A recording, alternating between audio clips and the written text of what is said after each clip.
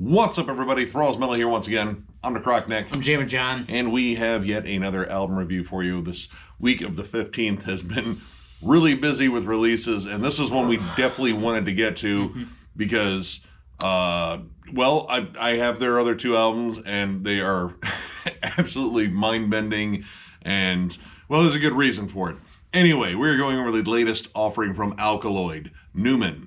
This also comes out on the 15th of September on Season Mist Records. This band formed in 2013 in Germany. This is their third album overall. This is a progressive death metal supergroup featuring current and former members of bands like Necrotic, Obscura, Dark Fortress, and Tholkandra. Namely, three key ones in particular. Christian Munzer, formerly of Necrotic, Obscura. Oh my god. Hannes Grossman. My God, that dude is in every band, so I'm not going to name all of them. Linus Klausnitzer, who's also a former member of Obscura, and their frontman Morian, I believe is how you say it. It's just kind of one word. He has played in, again, a lot of bands. Like, I can't name all the bands these guys have been in because they are all journeymen and they are all ridiculously talented. So naturally, a supergroup with all of these members in it is going to be nuts. And given the fact that I own both the Malkuth Grimoire, their first album, and Liquid Anatomy, their second album, I already know what they're capable of. And yeah, this is just fucking nuts. It's insane. Grossly talented musicianship. I mean, obviously with a lineup like that, I mean, yeah. But man, just the caliber of musicianship here is simply ridiculous. And the songs are insane. Not in a long time have I wrote this many notes on one album, but it's like I listened to 40 albums in the span of an hour. Yeah, this is just intricate, technical, and in so many different facets and in so many different styles. I would say this band likes to taste different genres of metal or just music in general. And this one is a little bit different, whereas, at least on the CD copy, this is a 2-discer. So you have a legit tale of two sides here, and honestly, both albums are vastly different. And that made for a really interesting listen. So we're going to go over the first disc, and we're going to get into the second disc, which, again, we're going to have some very different comparisons in that one. Yeah, it's... Man, what a listen. I'm still reeling in from it. Like, I feel tired after listening to that. Not only for the people playing the music, but just my brain in general is just like, dude. Well, you just heard like 50,000 notes in the span of an hour and 10 minutes. Yeah, it's something else. Starts off with the song Clitoris. Yep, Clitoris. Cliffosis. No, Cliffosis, never mind. I don't know, I've never seen this word before, so we're just going to go with Cliffosis. I've seen a clitoris. Starts off with this weird off-time bass groove. Let me tell you, first of all, the bass work on this record is top-notch. Linus. Light guitar melody kind of just starts you off thinking that it's going to go definitely one way and you're going to hear something completely different from what you hear. Get used to that. Yelled like throat singing almost. And then this massive drum intro. Hans Grossman is a beast. I can't say that enough. I've said that, I'm sure, 1,000 times before. And then it gets into this, like, groovy chug with some buckethead noodling. And that, I mean, you're off to the races at that point. Yeah. I would say, overall, this band has, like, an anchor point with riffs. When they decide to get heavy, it's generally in the vein of Morbid Angel. Like, and I believe they're all big Morbid Angel fans. I mean, if you listen to, like, any Obscura album, there's almost always one song that is like a Morbid Angel tribute. And this one definitely has that vibe, except it's peppered in moments on here. Like, there's definitely a flat-out banger of a song with the fungi from Yuggoth. A lot of, Lovecraftian references, which is just probably one of the heaviest tracks on here and really stays anchored in that Morbid Angel vibe. But a lot of this just likes to dance around and riff it up in different ways. Again, the opening track, I'm just going to go ahead and call it Clitoris. You have, again, these like cool syncopated rhythms. It starts off in a very proggy vein and then kind of noodles around in the metal, gets heavier, gets more sinister, and then you have this amazing jazz break, which like jazz fusion moments pop up on here, and dear God, the lead work. Christian, well, I mean, if you listen to Obscura, you know. But if you don't listen to Obscura, then, man, this dude, I swear to God, each hand has like 10 fingers on it. It has to. And it's not all like death metal leads either. I mean, we're talking like very jazz fusion-y leads or very like classic heavy metal phrasing, a lot of neoclassical stuff. I mean, which he's known for anyway. I mean, look at Necrophagist. Shit. The Cambrian Explosion, I'd say, is just straight up like a missing Necrophagist song. It really is. The blast beats, I mean, it's moving at like Mach 10. The riffs absolutely scream Necrophagist. Mm-hmm. It's a brutal, fast song with, again, some really wild, kind of unpredictable transitions. Like, you're cruising along at Mach 10 to these blast beats and just insane riffs, and then all of a sudden you get this kind of mix of Spanish guitar and country, like an acoustic break with like shreddy acoustic leads, and then you're back to the races again. But then after that, it's broken up with like a Devin Townsend style chorus. It's got a whole choir behind it for the chorus, and then like a jazzy break. Yeah, they do that a lot. I mean, prog's obviously synonymous with stuff like that, where it's just some really cool shit and then something weird and then something you don't expect, but like this song immediately is just packed full of that. And this band really kind of shows the difference between like tech death and progressive death metal. There are definitely tech death moments on here, and generally they sound like they're in the vein of Obscura and Necrophagist, and you wonder why. But progressive wise, like it's really cool how they transition and sample different genres, but there's always riffs. There's always something to anchor back to, and the fact that the dynamic shifts are so dynamic, like juxtaposed, like the song Clusterfuck, shifts from like morbid angel grooves, sinister, heavy, dark riffs, like the main riff on there is an absolute beast, and then you get to this clean kind of yes/rush kind of chorus. It's almost kind of confusing at times, like your head kind of spins a little bit like, wow, that is something I necessarily wouldn't think would go together, but here we are. Then you get into songs like A Fool's Desire, which is almost kind of ballady, I guess. Get this really cool but dark, isolated guitar, very pretty clean vocals, but every song has a good build to it too. Like, they do really well to build up to whatever the hell's coming next. Because then it goes into this kind of sludgy, like COC type vibe. Yeah. And then it gets heavier and ends on like an Opeth bloodbath vibe. Yeah. The transition from the very southern rock riffs to like just dark, sinister tremolo riffs is odd. And then it kind of shifts back to like the classic prog vibes, albeit with like a bit more of a metal tinge. And those transitions, again, are something that just makes this album a nuts journey. And we are still only on the first half of this, because the journey gets progressively darker and weirder. Like the last track on the first side, at least if you have the CD version, is The Fungi from Yuggoth, which, dude, man. Dude, the like 4-bar break where it's the drum solo. Shit. I mean, I know, I have Hans Grossman's instructional videos, like the DVD. Like I've watched that man play a lot of shit, but that drum solo is so fucking rad. I just... He had to walk off an erection. Yeah, I mean, it just is like, oh, wow. Nothing to see here. It's just pleat of the pants. It's fine. I didn't get an erection due to just one drum fill. That's ridiculous. And again, the majority of that song is just heavy as fuck. It's honestly like a standout because of that reason. Like, a lot of these songs have giant heavy parts. Like, you are greeted to fucking massive riffs on every song. But they like to kind of noodle around. And, I mean, they showboat. There's some wankery.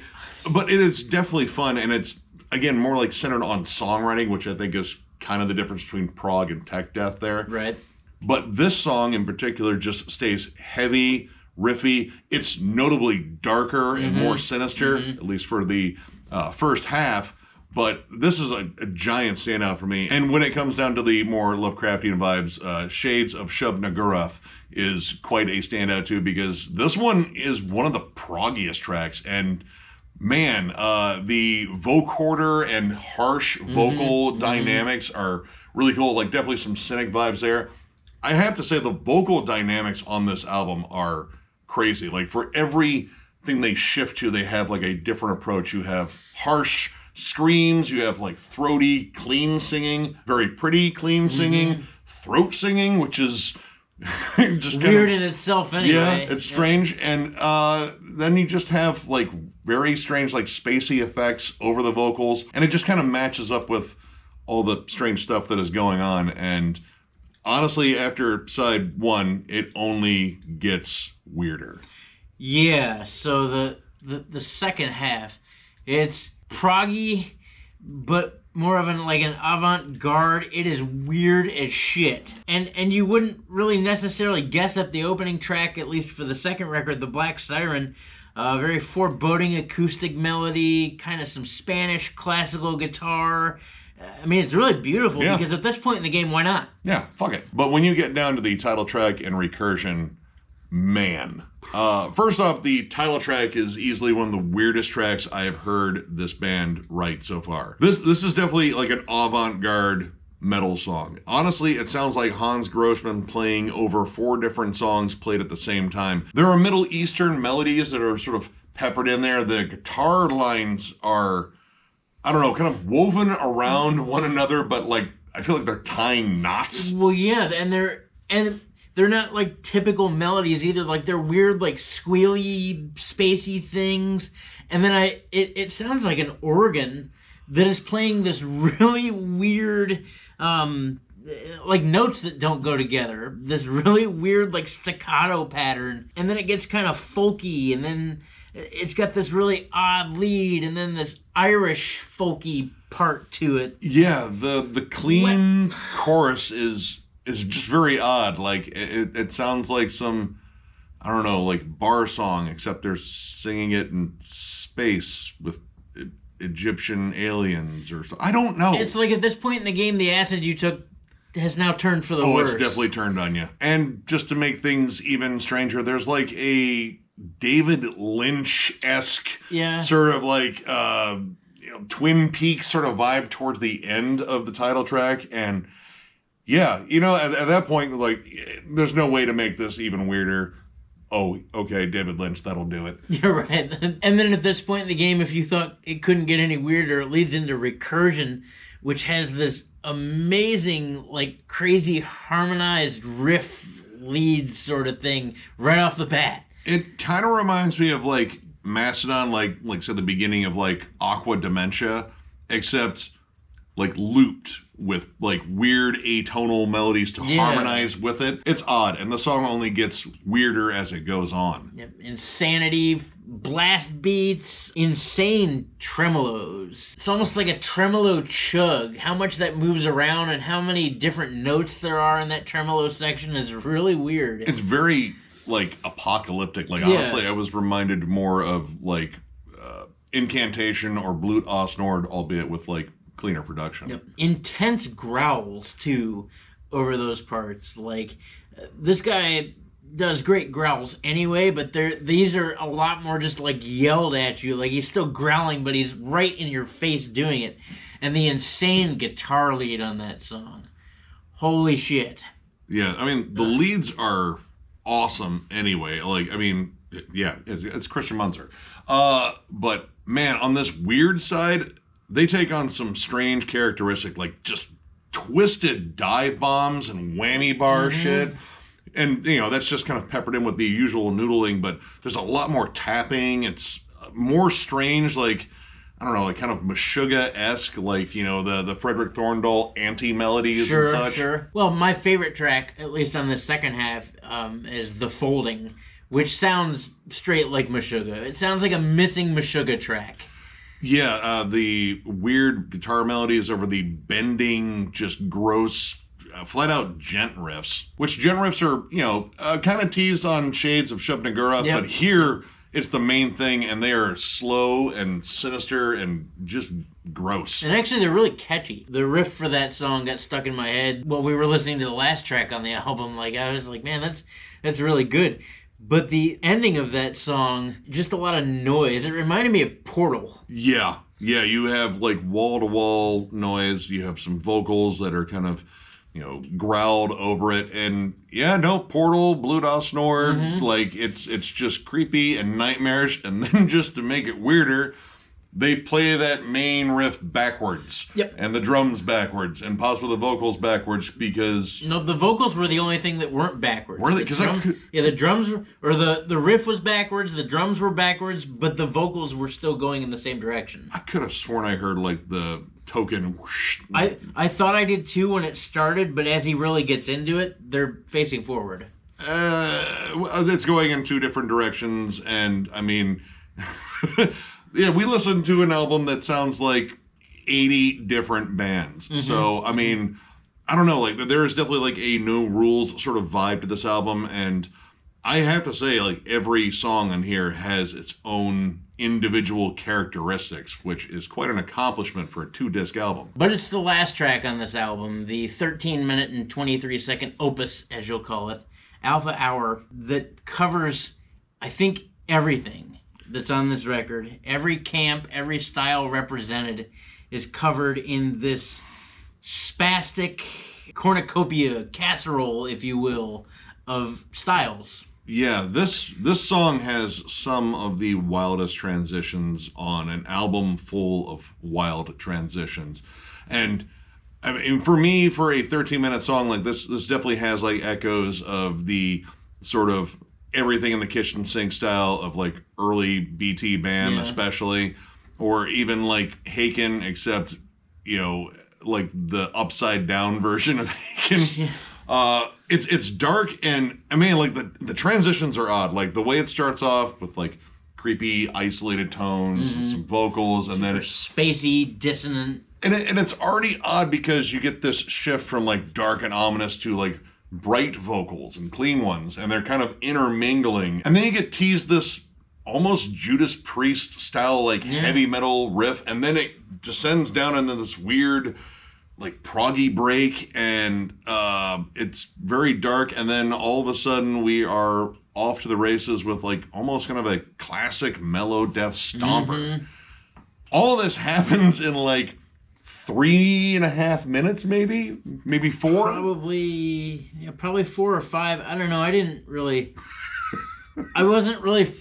It's weird because when I looked down at my phone, I looked and it said like 7 minutes, and it didn't feel like 7 minutes had gone by. Probably because my brain is trying to process all of these changes. I swear this to you, this song changes like probably 25 times. Yeah, but oddly, with each transition, I feel like the next section gets a little bit longer. Like they explore it a little bit more. Like the first half of it feels maybe a little jumbled, a little scattershot. But as it goes on, the riffier sections kind of like stick around for a little bit. They kind of build on it, especially the more dark, doomy, dreary section towards the end. I think that actually has like one of the coolest, sinister melodies on the album. Yeah. It's pretty much after you hit the clean break in this song. I don't know what time that really appears, but then you get into this rad, super odd breakdown, and then probably the sickest lead, one of the sickest leads on this record. Yeah, basically I would say this song has multiple personalities, but they're all really, really good musicians. But that leads to like an issue with it for me, whereas it's just kind of hard to get a hold of, and it feels like, I can't really say it goes nowhere because it kind of goes everywhere, but it kind of just splits off in different directions, and it's just kind of hard to get a hold of. And man, all right, the big thing with me in terms of, I guess, a negative or at least an observation that is keeping me from giving it like unilateral praise is, while I like the fact that both sides are vastly different, man, that second side is weird. Like, it really gets strange. Like, this went from like some of the tightest musicianship I've heard from this band. And again, proggy, creative, very riffy. Like, they're great at hooks too. And then the back half, it's essentially they deconstructed the band and reconstructed it with just weird fucking parts. And man, they just kind of went for more atmosphere, more that avant-garde vibe, and it didn't gel with me as well. I agree with you with the first half being tight, fucking crazy metal musicianship. The second half, while it may have been confusing, it was kind of like Voivod, just on more acid, if that makes any sense. Because it was still really cool. It was just discombobulated and destructed and not really the same presentation as the first half was, but like it was interesting in its own right. Like you can definitely tell the difference between both discs in this case. Like even if I didn't know necessarily right off the bat that it was a 2-disc release, I would say, well, what the fuck happened after the fungi from Yugoth? Oh yeah, no, that was clearly some rough fungi. The alien psilocybin there,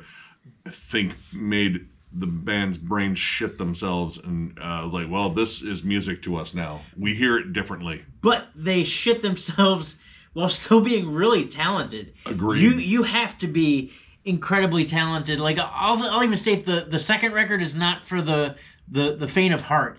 It's not for the unseasoned music listener. No. Because I can see walking into the second half of this record being like, what in the fuck is happening? Which is true.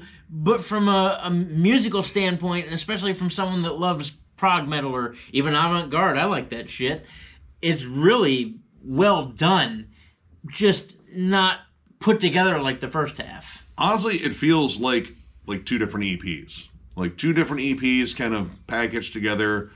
One was definitely a different mindset than the other. In fact, the first one, it sounds exactly like what I would expect from Alkaloid in general. Yeah.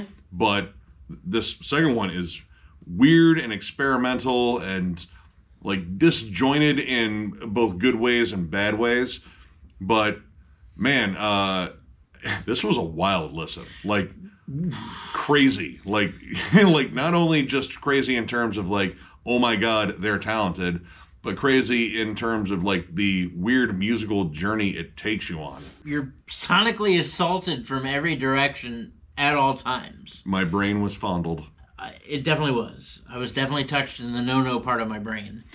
Yeah.